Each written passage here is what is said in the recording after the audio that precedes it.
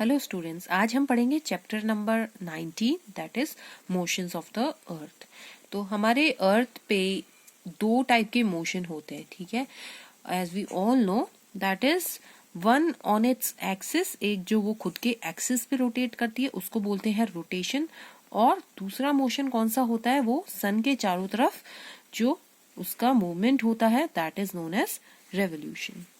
अब जो रोटेशन है तो अर्थ अपने एक्सिस पे रोटेट करती है। जैसे आपने देखा होगा एक लट्टू होता है वो घूमता है अपने एक्सिस पे, सिमिलरली अर्थ भी अपने एक्सिस पे रोटेट करती है एंड उसका जो एक्सिस है वो एक इमेजिनरी लाइन है। ओके, एक्चुअल में एक्सिस होता नहीं है, हम उसे इमेजिन करते हैं और वो उसके सेंटर से पास होता है एंड उसके जो दो एंड है नॉर्थ पोल और साउथ पोल, ठीक है, एक्सट्रीम एंड जो अर्थ के हैं नॉर्थ पोल साउथ पोल वहां से पास होता है। और एक्सिस है वो एकदम स्ट्रेट नहीं जा रहा है, दैट इज इंक्लाइंड।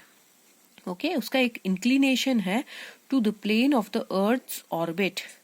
तो अर्थ के ऑर्बिट, सपोज ये अर्थ का ऐसे इस तरह से चक्कर काट रही है, तो ऑर्बिट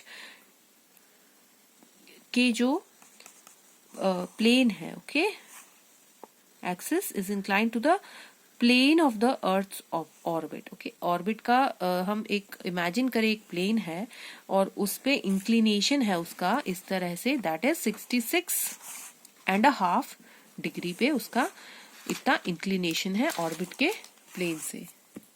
ओके, नाउ अर्थ एक रोटेशन खुद के एक्सिस पे 24 आवर्स में कंप्लीट कर लेती है। ऐसा क्यों है? क्योंकि अर्थ का जो रोटेशन है, okay, that the sun seems to us to be rising and setting। तो वो रोटेशन कब माना जाएगा पूरा कि एक तो सन उग रहा है और एक सन डूब रहा है, so it takes almost 24 hours.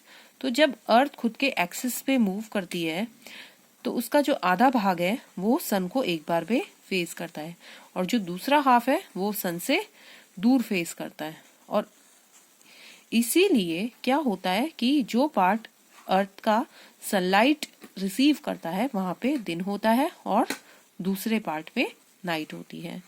और ये जो फिनोमिना है of alternating day and night, ये किस वजह से है? It is due to the earth's movement on its axis, rotation की वजह से है। एंड ये मूवमेंट पूरा 24 आवर्स लेता है, या we can say it completes in 1 डे। Now we can explain this tilt of earth by this diagram। तो इस डायग्राम में क्या है, प्लेन ये है अर्थ के ऑर्बिट का, ओके, एंड एक्सिस ये है। So this axis is tilted to the plane of the earth's orbit at 66.5 degree, and if we can say that it is tilted from the vertical line from the earth's orbital plane, it is 23.5 degree। okay, so this is the way we can explain the inclination of earth's axis। अब suppose माना जाए कि अर्थ घूमना बंद कर देती है, okay, it stops rotating, तो क्या होगा कि उसके एक हाफ में परमानेंटली लाइट रहेगी और दूसरे हाफ में हमेशा के लिए डार्कनेस रहेगा। सो रोटेशन ऑफ अर्थ के वजह से डेज और नाइट हो रहे हैं and they follow each other in all parts of the अर्थ। और अर्थ कैसे मूव करती है? अर्थ मूव करती है from west to east, and इसी रोटेशन, इस मूवमेंट की वजह से अर्थ के जो सन, मून और स्टार्स हैं वो हमें दिखते हैं कि वो अर्थ के चारों तरफ मूव कर रहे हैं, जबकि ऐसा नहीं है। अर्थ सन के चारों तरफ मूव कर रही है, मून अर्थ के चारों तरफ मूव कर रहा है। Okay, from so it appears as if the earth moves, okay, all these moves around the earth from east to west। अब days और night कैसे cause होते हैं? हमने पहले देखा कि अर्थ का एक्सिस इंक्लिनेशन पे है, ओके, उसके ऑर्बिट से 66.5 डिग्री पे। तो अर्थ जो है वो टिल्टेड रहती है एक साइड पे, है ना, and while it revolves around the sun, वो सन के चारों तरफ भी रिवॉल्व करती है। तो जो टिल्ट है इसको बोलते हैं inclination of the earth's axis. And हमें ये पता होना चाहिए कि हमेशा it is inclined in the same direction, okay. और इसके वजह से एक हेमिस्फीयर जो अर्थ का है वो सन की तरफ लीन रहता है, ओके, फॉर 6 months, 6 महीनों तक वो ऐसे उसको फेसिंग रखता है, ओके। एंड सो इस पीरियड के वक्त जो ग्रेटर एरिया है हेमिस्फीयर का वो सनलाइट लंबे समय तक रिसीव करता है, इसलिए डेज लॉन्गर होते हैं एक हेमिस्फीयर में, एंड दूसरे हेमिस्फीयर में जो डेज हैं वो शॉर्ट होते हैं and nights become longer, okay. तो इसलिए जब डेज लॉन्गर है नॉर्दर्न हेमिस्फीयर में, nights are longer in southern hemisphere, and for the next 6 months, and when nights are longer in the northern hemisphere, तो days longer होंगे southern hemisphere में. So how this is the way days and nights are caused, and जो days और nights होते हैं that is these are equal throughout the world on March 21 and September 23. क्यों ऐसा होता है? Because on these 2 days neither of the 2 poles is inclined towards the sun, and these are called equinoxes, okay. So you can remember these dates on which days are equal as well as nights are equal throughout the world. Now coming to the next motion of the earth, that is revolution. We can see by the diagram very easily, okay. And before that we have to see that कि northern hemisphere में क्या होता है कि जून 21 longest day माना जाता है और दिसंबर 22 shortest day माना जाता है, okay.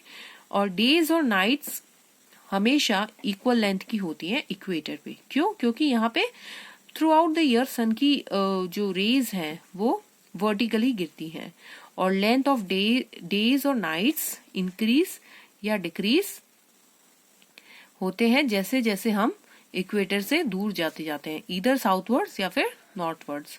तो इस इंक्लिनेशन की वजह से अर्थ के, ओके, तो northern hemisphere from March 21 to September 23 यहाँ पे north pole sunlight continuously receive करता है फॉर 6 months, जबकि साउथ पोल पे क्या होता है कि sun shines continuously for other 6 months. तो इसी तरीके से पोल्स पे दिन होते हैं and nights of 6 months duration each, okay. 6 महीने दिन होगा तो 6 महीने वहां पे डार्कनेस रहेगी, नाइट रहेगा, ठीक है. अब हम पढ़ेंगे, हमने इक्विनॉक्सिस पढ़ लिया. इक्विनॉक्सिस क्या है? जहाँ पे पूरे अर्थ में ऐसे डेज जब पूरे अर्थ में डेज और नाइट इक्वल है. Now coming to other motion of earth, that is revolution. अब यहाँ पे क्या होता है कि रेवोल्यूशन होता है अर्थ का मोशन अराउंड द सन. तो जब वो सन के अराउंड घूमती है तो अर्थ एक फिक्स रूट या पाथ फॉलो करती है जिसको हम बोलते हैं ऑर्बिट. और अर्थ पूरा एक सर्कल अप्रोक्सीमेटली 365 डेज और 6 hours में कंप्लीट करती है. बट ताकि हमें इजी रहे हम इसको पूरा एक कंप्लीट ईयर मानते हैं. 365 डेज को हम एक कंप्लीट ईयर में कन्वर्ट कर देते हैं. एंड हम एक दिन दैट इज जो 6 घंटे हैं तो हम इसको 24 hours में ले लेते हैं. When we take 1 year as leap year, okay, वो 24 hours हम इस लीप ईयर में ऐड कर देते हैं, okay. So every 4th year in the solar calendar has 366 days.